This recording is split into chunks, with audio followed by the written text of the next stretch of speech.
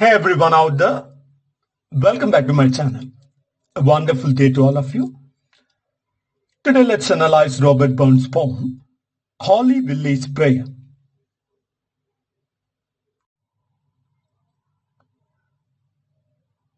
Holly Willie's Prayer, written in 1785, published in 1799. Robert Burns, 1759-1796.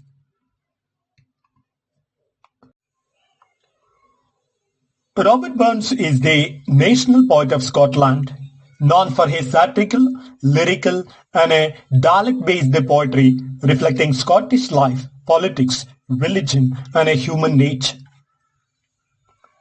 Robert Burns' Holly Willie's Prayer, 1785, is a brilliant and a fearless satire on the hypocrisy of false piety and a rigid Calvinism.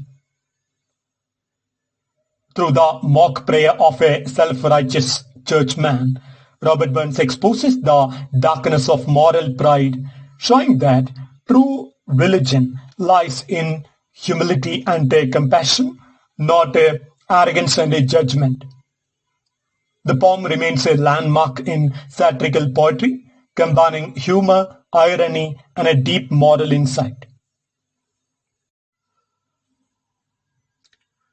Date of composition and the publication. Written in 1785, published posthumously in 1799, as it was considered too controversial during Robert Burns' lifetime. Background and inspiration. The poem was inspired by William Fisher, a real-life church elder in the Kirk session of Marshallin, Ayrshire. William Fisher, nicknamed here as Holly Willie, accused a man named Gavin Hamilton of improper behavior, but the church dismissed the charges.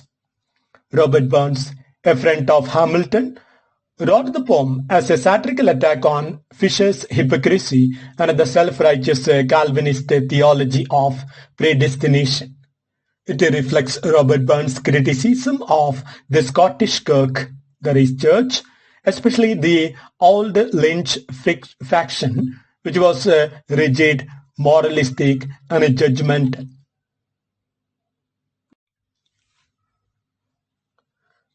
Summary of the poem.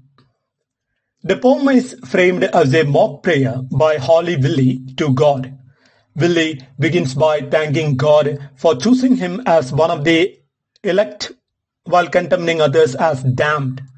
He claims his sins are forgiven because he is predestined for heaven, but others' sins are eternal. He confesses to lust and drunkenness, but excuses them as part of divine will. He prays for the damnation of his enemy, Gavin Hamilton, showing malice under the guise of piety. The poem ends with Willie's hypocritical self-pity. He asks for forgiveness, but still believes he is holier than others. Through his own words, he exposes himself as a hypocrite, arrogant, and spiritually corrupt. Let's analyze the major themes in the work. Religious hypocrisy. People who use religion to mask selfishness and pride. Predestination versus moral accountability. Critique the Calvinist belief that salvation is predetermined. False piety. Highlights how self-proclaimed holy men exploit faith for personal superiority. Corruption within organized religion. The poem shows moral decay in religious leadership. Satire and moral irony. Robert Burns uses humor to reveal serious moral and theological flaws. Human weakness illustrates how self-deception and pride lead to moral blindness. Now let's talk about the tone of the poem. satirical, mocking, and ironic. Robert Burns uses the tone of a solemn prayer to expose moral absurdity and religious pride. The voice of Willie is both a comic and a tragic, showing how delusion can appear holy. Structure and form of the poem. The poem is written in Scottish dialect in the traditional Burns stanza, also known as standard Happy stanza. 6-line stanzas with a rhyme scheme AA, AB, AB. The form combines formal prayer rhythm with a earthly language, creating biting irony. Mixes sermon-like diction with a colloquial speech to parody religious style. Now let's discuss some of the important lines and the meanings from the poem.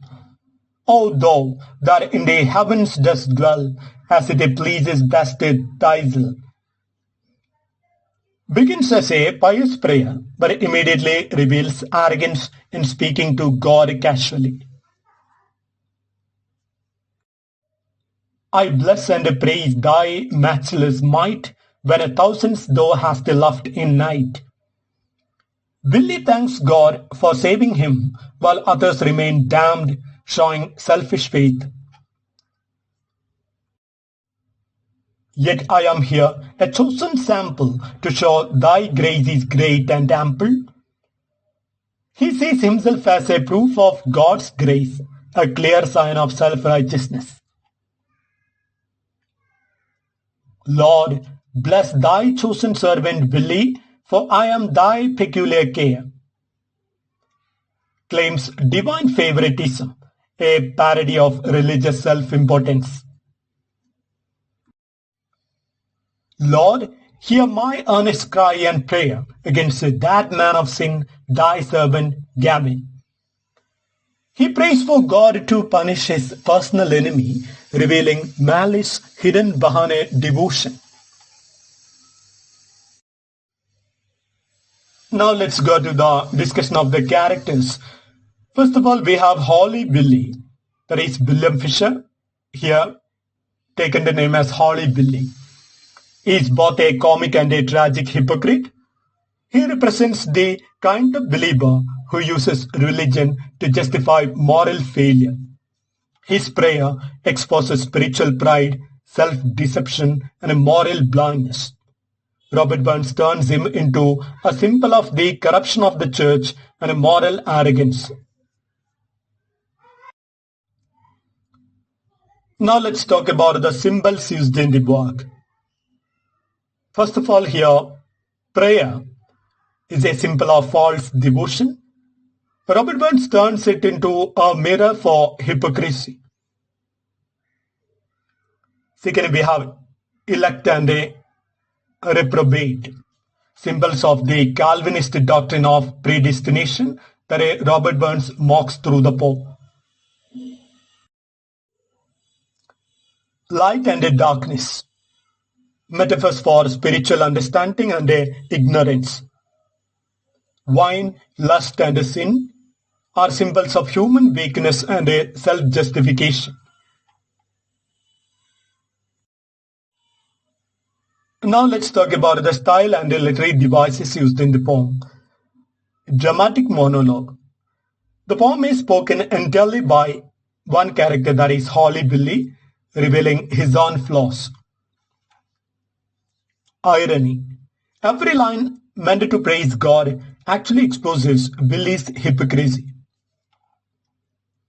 Satire. Targets the church theological rigidity and a moral pride. Dialect and humor. Use of Scots language adds realism and earthy wit.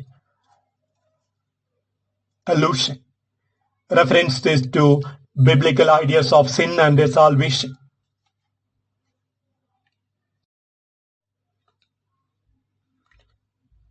Religious and social critique. Robert Burns critiques the Calvinist notion of predestination, arguing It encourages hypocrisy.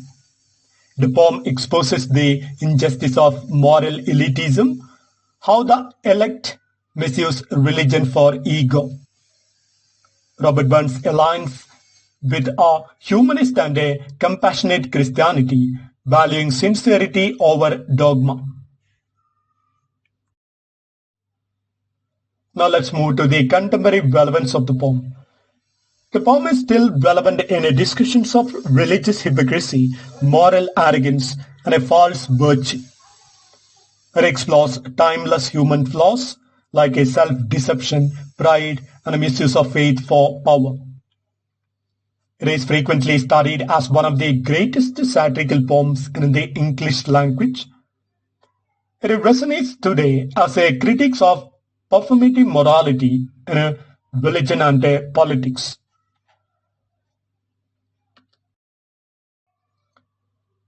Critical appreciation of the work. The poem is considered one of Robert Burns' masterpieces of satire. Scholars praise it for combining psychological realism with moral humor. It is often seen as the best example of Scottish literary irony, equal to Geoffrey Chaucer or Jonathan Swift's satire. The poem helped secure Robert Burns' reputation as a bold critic of religious and social hypocrisy.